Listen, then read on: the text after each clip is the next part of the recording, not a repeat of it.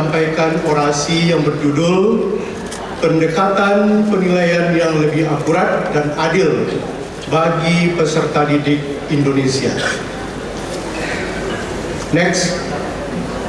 Seperti kita ketahui bahwa pembelajaran setidak-tidaknya mencakup 3 komponen penting, yaitu perencanaan pembelajaran, pelaksanaan pembelajaran, dan penilaian pembelajaran.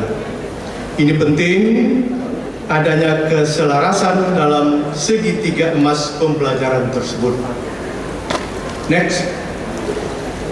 Ibu Bapak yang berhadir, setidak-tidaknya ada 4 faktor atau 4 komponen penting dalam penilaian. Pertama, pendidik. Kedua, peserta didik. Yang ketiga, kompetensi yang dinilai. Yang keempat, alat atau instrumen penilaian. Termasuk di dalamnya adalah tes. Next. Ibu Bapak yang berhadir,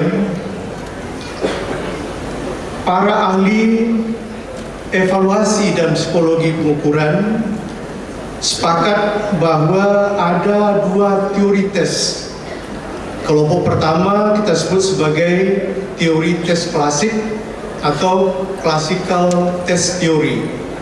Yang kedua, teori tes modern atau yang disebut sebagai item response theory. Next slide.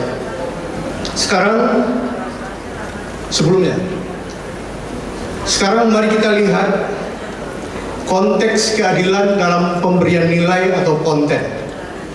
Ambil contoh, Dewa dan Dewi, 2 siswa, diberikan 100 buah soal.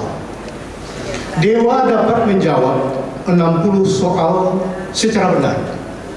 Dewi juga menjawab 60 soal. Maka secara sederhana, Dewa dan Dewi dapat konten 60. Mereka disebut sama-sama pintar. Ibu Bapak yang berhadir, sebetulnya kalau kita ingin menggali, sebetulnya ada ketidakadilan. Karena apa? Karena Dewa menjawab 60 butir itu adalah butir-butir yang rata-rata sulit, sementara Dewi rata-rata mudah. Oleh karena itu, maka semestinya konten Dewa itu lebih tinggi daripada konten Dewi.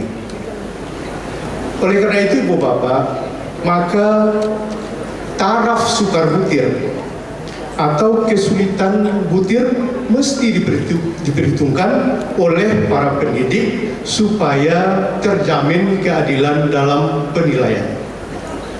Next slide. Mari kita lihat contoh. Ini adalah ilustrasi pertama.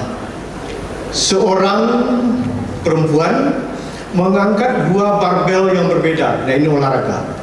Ketika mengangkat barbel yang berat, dia tidak mampu. Tetapi yang sebelah kanannya itu karena barbelnya ringan, dia sanggup mengangkat. Pertanyaannya, apakah perempuan atau wanita ini kuat atau lemah? Sampai pada tahap ini belum bisa dijawab secara tuntas. Next slide.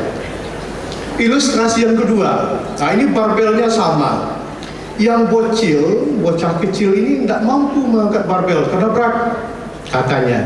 Tetapi seorang atlet, nah ini mungkin Mike Tyson, mampu mengangkat. Nah, pertanyaan yang kedua, barbel itu berat atau ringan? Nah, sampai saat ini belum bisa dijawab secara tuntas. Next slide. Mengapa begitu?